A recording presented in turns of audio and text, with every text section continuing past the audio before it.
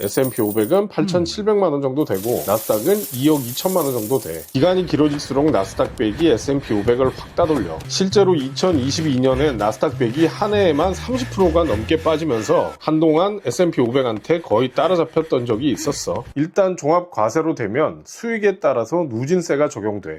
누진세? 전기 누진세 무서워서 에어컨도 못 틀었잖아 작년에. ETF로 가장 많이 수익을 낸 사람이 누군지 알아? 글쎄.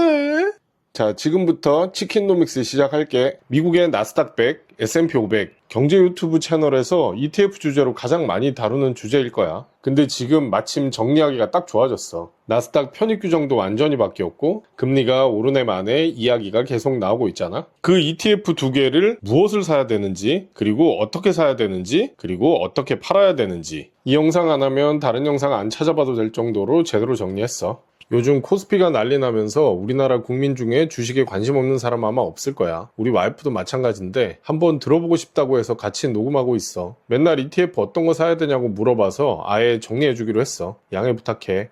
인사해. 안녕하세요. 자, 바로 들어갈게. 만약에 우리가 10년 전에 1,000만 원을 넣어두고 그냥 까먹고 살았다고 쳐봐. 그 돈 넣고 누가 까먹어? 가정이야, 가정. 1,000만 원 넣으면 주식앱 들락날락 하면서 계속 받겠지. 근데 그냥 까먹고 있었다고 쳐볼게. 받는 배당금도 안 빼고 그거 그대로 싹 재투자했다고 하면 S&P 500은 지금 약 4,200만원, 나스닥 100은 약 7천만원 돼 있어. 시작은 같은 1,000만원인데 2,800만원이나 벌어진 거야. 이걸 20년으로 늘리면 격차는 더 벌어져. S&P 500은 8,700만원 정도 되고 나스닥은 2억 2천만원 정도 돼. 그럼 그냥 나스닥이 정답이네. 그래, 아마 다 그렇게 생각할 거야. 그런데 결과적으로 수익률이 좋긴 한데 그렇게 간단하지가 않아. 금리 변동에 따라서도 달라지고 일부 빅테크들 실적에 따라서도 달라져. 그리고 5년이냐 10년이냐 15년이냐 얼마나 길게 들고 가느냐에 따라서도 수익이 많이 달라져. 단순히 과거 10년과 비교하면 안 돼. 지금 세상이 많이 달라졌잖아. 그래서 오늘 이거 하나하나 다 풀어볼게. 경제적 자유를 누리는데 조금이라도 도움이 됐으면 좋겠어. 화면 보고 있다면 구독, 좋아요 한 번씩 부탁드리겠습니다. S&P 500은 엔비디아, 버크셔 해서웨이, 엑슨모빌 같이 업종을 가리지 않고 나스닥하고 뉴욕 증권거래소에 상장된 기업 중에 제일 장사 잘하는 기업 500개를 모아놓은 거야. 그래서 첨단 테크, 금융, 헬스케어, 소비재, 에너지 기업들이 모두 다 들어가 있어. 나스닥 100은 엔비디아, 테슬라, 마이크론 같이 나스닥 거래소에 상장된 기업 중에 금융사만 빼고 장사 잘하는 기업 100개를 모아놓은 거야. 나스닥이 원래 첨단 테크 기업이 많이 상장하는 곳이라 기술 기업 비중이 높은 편이야. 더군다나 5월 1일부터 패스트 엔트리라고 하는 나스닥 100에 편입되는 규정이 바뀌었어. 원래는 1년에 한 번 12월에 심사를 해서 편입되었는데 이제는 미국에서 시총 40위 안에 드는 기업은 상장 후 15거래일 만에 편입되게 완전히 바뀐 거야. 스페이스X가 그 맛을 볼 예정이고 올해나 내년에 상장을 목표로 하는 오픈 AI나 엔트로픽도 현재 가치로 나스닥 기준 40위 안에 충분히 들고도 남으니 패스트 엔트리에 적용될 거야 아마. 이거 뭔가 구린 냄새 나네. 특정해서만 너무 좋아지는 거 아니야? 근데 나스닥 공식 입장 들어보면 꼭 그렇진 않아. 첨단 기업들이 비상장으로 다 커서 상장하는 시대에 나스닥 100이라는 지수가 그 대형 신규 상장사를 빨리 담아야 첨단 기술 시장을 제대로 대표한다고 생각하는 거야. 그래서 대기 기간을 확 줄였다는 거야. 이에 반해 S&P 500은 흑자인 기업을 신중하게 편입하겠다는 기존 룰을 그대로 유지하기로 했어. 뭔가 자기중심 지키는 거 멋있어. 맞아. 그렇게 생각하는 사람들도 있을 거야.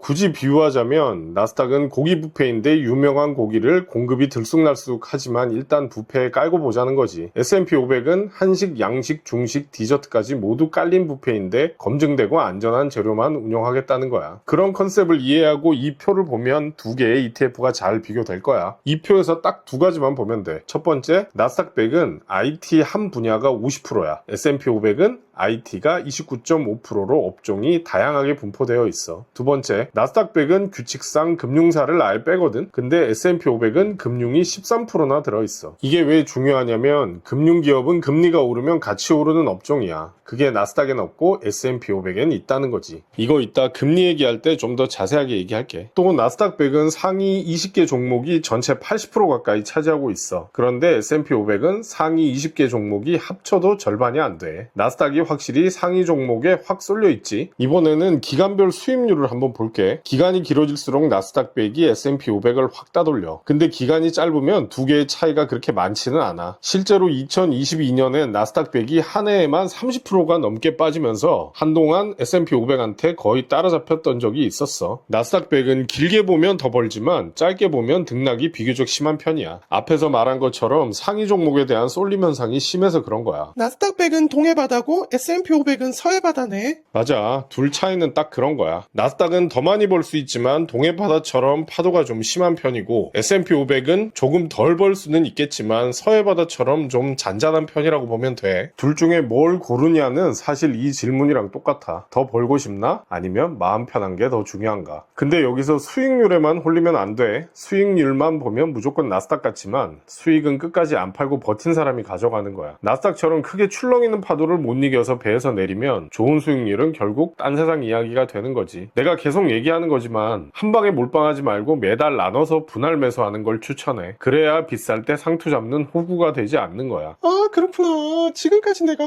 호구였구나. 그런데 또 하락장이 길어지면 손실 구간을 같이 지나니까 팔고 싶은 마음이 벌렁벌렁 할 거야. 그래서 핵심은 흔들려도 안 팔고 버틸 수 있을 만큼만 사는 거야. 그래서 주식은 없어도 되는 돈으로 해야 한다는 말이 있는 거지. 없어도 되는 돈이 어딨어. 다 아껴서 하는 거지. 맞아. 없어도 되는 돈이 어디 있어. 자, 이제 특징 파악했지? 다음으로는 뭘 어떻게 사느냐가 정말 중요해. 나스닥 100이든 S&P 500이든 둘 다 미국판, 한국판이 따로 있어. 미국 거래소에 상장된 ETF, 그리고 한국 거래소에 상장된 ETF, 이렇게 두 종류가 있다는 거야. 뭘 사야 되느냐부터 볼게. 미국판부터 먼저 설명을 하자면 나스닥 100 ETF 중 QQQ는 인베스코라는 운용사에서 운영하는 건데 나스닥 100 ETF의 원조격이야. 나스닥 100에 투자하는 운용 비용도 압도적으로 많고 거래량도 최대야. 그리고 보수도 비싸지 않은 편이야. 그런데 한 가지 단점은 한 주당 가격이 약 113만 원이라 너무 비싸. 그래서 차라리 QQQ와 운용사도 같고 수수료는 더 저렴한 QQQM을 추천할게. 한 주에 약 46만 원 정도 되고 나스닥에 투자하는 운용 비용도 작지 않아. 다른 운용사에서 운용하는 ETF도 있지만 운용 비용이나 수수료 측면에서 그렇게 추천하고 싶지는 않아. 다음으로는 미국 상장 S&P 500 ETF를 볼게. 나스닥 100 ETF와 같은 잣대인 운용 비용과 수수료를 기준으로 보면 VO를 추천할 수 있어. 한 주당 가격은 105만 원 정도 되지만 S&P 500에 투자하는 운용 비용이 압도적으로 많고 수수료도 0.03%로 낮은 편에 속해. 만약 한 주당 가격이 조금 저렴한 것으로 찾는다면 SPLG가 약 10만 원 정도라 그걸 사는 것도 대안일 수 있어. 하지만 운용 비용이 좀 작은 편이라 가능하면 VO를 사는 걸 추천할게. 한국에 상장된 ETF, 즉 한국판 ETF를 사려면 같은 지수 추종일 경우 성과는 거의 같아. 그래서 딱 3개만 보면 돼. 수수료 저렴한 거, 운용 비용이 큰 거, 그리고 환해지를 할지 말지. 수수료가 저렴한 게 왜 좋은지는 굳이 설명하지 않아도 될 듯하니 그냥 넘어갈게. 수수료 다음으로 중요한 순자산, 다른 말로 운용 비용이라고 하는데 운용 금액은 왜 큰 게 좋냐면 운용 금액이 크면 거래가 활발해서 내가 매수나 매도하는 가격이 실제 가격과 거의 같아져. 거래가 활발하지 않으면 막상 내가 팔려고 할 때 그걸 받아줄 사람이 없겠지. 그럼 체결 가격은 내려갈 수밖에 없어. 이건 한국판 ETF나 미국판 ETF 모두가 해당되는 거야. 그래서 수수료와 순자산, 즉 운용 비용을 꼭 비교해서 사야 돼. 한국판 나스닥 100 ETF는 미래에셋 자산운용에서 운용하는 타이거 미국 나스닥 100이 운용 비용도 제일 많고 수수료도 0.0068%라 굉장히 저렴한 편에 속해. 그래서 가장 추천해. 만약 한 주 가격을 조금 더 저렴한 것으로 찾는다면 삼성자산운용에서 운용하는 코덱스 미국 나스닥 100을 사는 것도 방법이야. 나스닥 100에 투자하는 운용 비용도 두 번째로 많고 수수료도 가장 저렴한 편에 속해. 또 한국판 S&P 500 ETF도 마찬가지로 미래에셋 자산운용에서 운용하는 타이거 미국 S&P 500 ETF를 추천할게. S&P 500에 투자하는 운용 비용도 압도적으로 많고 수수료도 0.0068%라 굉장히 저렴한 편이야. 한 주당 가격도 부담스럽지 않을 거야. 한국판은 뒤에 오는 나스닥 100이나 S&P 500과 같은 명칭은 동일한데 운용하는 운용사에 따라서 타이거, 코덱스, 에이스, 소울처럼 앞에 붙는 이름이 다르니 잘 체크해보고 사야 해. 아, 이거 왜 이렇게 헷갈리게 한 거야?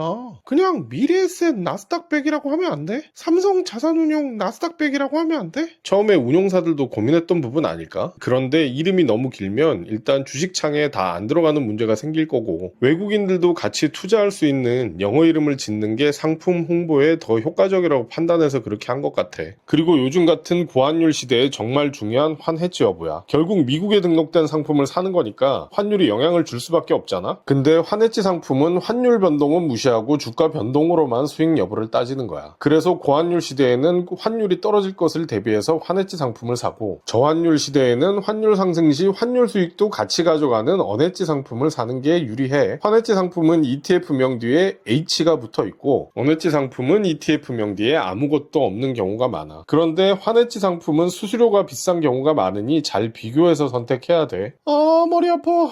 맞아. 계산이 너무 복잡해지면 머리가 아플 거야. 그런데 장기적이고 정기적으로 투자한다고 생각하면 환율도 상쇄된다고 보고 언해지를 택하는 사람이 많아. 자, 이제 진짜 핵심이야. 이전 영상에서도 이야기한 적이 있는데 중요하니까 또 이야기할게. 이거 진리라고 봐야 되니까 다시 잘 들어봐. 어렵게 공부해서 용기 내서 샀는데 아무 곳에나 담으면 나중에 꺼낼 때 곰팡이가 피어 있을 수 있겠지. 그래서 어디에 담느냐가 정말 중요해. 이게 나중에 수익률 차이를 더 만들어. ETF로 번 시세 차익만큼 큰 차이를 만들 수도 있어. 자, 증권사 앱에서 ETF를 사기 위해 계좌를 하나 만들었어. 거기서 한국에 상장된 한국판 나스닥 100 ETF, 예를 들어서 타이거 미국 나스닥 100을 샀다 팔아서 수익이 났어. 그럼 그 수익에서 15.4% 배당소득세를 떼가 그 수익을 배당수익이라고 보는 거야. 이런 대표적인 ETF가 타이거 미국 나스닥 100, 코덱스 미국 S&P 500 같은 거야. 이 표를 잘 캡처해두면 나중에 도움 되지 않을까? 맞아, 다 알아. 도움은 되는데 캡처해놓고 안 보게 되더라고. 그래, 알아. 그렇더라도 보려고 노력해봐. 도움이 될 거야. 수익이 1000만 원이 났다고 가정을 하면 150만 원이 세금으로 나가는 거야. 그렇게 받은 금액이 많아져서 배당 소득하고 이자가 합쳐져 2천만 원을 넘어가잖아? 그러면 무시무시한 일이 벌어져. 금융소득 종합과세자가 되는 거야. 일단 종합과세로 되면 수익에 따라서 누진세가 적용돼. 누진세? 전기 누진세 무서워서 에어컨도 못 틀었잖아, 작년에. 거기다가 또 건강보험료도 추가로 내야 할 수도 있어. 세금 내면 뭐 나라에서 잘 사용하겠지만 아낄 수 있는 세금 내는 거 너무 좀 아쉽지 않아? 자, 이제 또 다른 케이스 한 가지. 아까 증권사앱에서 만들었던 그 일반 계좌에서 미국에 상장된 ETF인 QQQM이나 VOO 등을 사서 수익을 보면 수익금 전체 금액에서 기본공제 250만 원을 빼고 남은 수익에서 22% 양도세를 내게 되는 거야. 그래서 1000만 원 수익이 나면 165만 원 세금을 내야 돼. 대신 이게 그나마 좋은 점은 양도소득세라 다른 소득이랑 합쳐지지 않아서 아무리 세금을 많이 낸다 하더라도 누진세나 금융소득 종합과세자가 되지는 않아. 그나마 장점이라면 장점이겠지. 그래서 한국판 나스닥 100이나 S&P 500 ETF를 팔았을 때 수익이 2천만 원이 넘지 않도록 잘 계산해서 팔아야 해. 그런데 그 2천만 원이 한 달 기준이야? 1년 기준이야? 아, 질문 좋았다. 1월 1일부터 12월 31일까지 1년 기준이야. 그래서 2천만 원이 지속적으로 넘어갈 것 같으면 QQQM이나 VOO 같은 미국판 나스닥 100과 S&P 500을 사는 것도 현명한 방법일 것 같아. 자, 그럼 세금을 조금이라도 줄일 수 있는 방법. 몇 번을 말해도 지나치지 않는 그 단어, ISA. 똑같은 ETF를 사더라도 ISA 계좌에 담으면 수익 200만 원까지는 세금이 아예 없어. 0원이야. 만약 시세 차익이 200만 원이 넘어가면 넘는 그 금액만큼만 9.9% 세금을 떼는 거야. 앞에서 예를 든 것과 동일하게 1000만 원이 수익이 생기면 200만 원을 제외하고 800만 원에서만 9.9%라 79만 2천 원만 세금을 내면 되는 거야. 일반 계좌로 할 때와 ISA 계좌로 할 때와 같은 1000만 원 수익이라도 74만 8천 원이나 아낄 수 있어.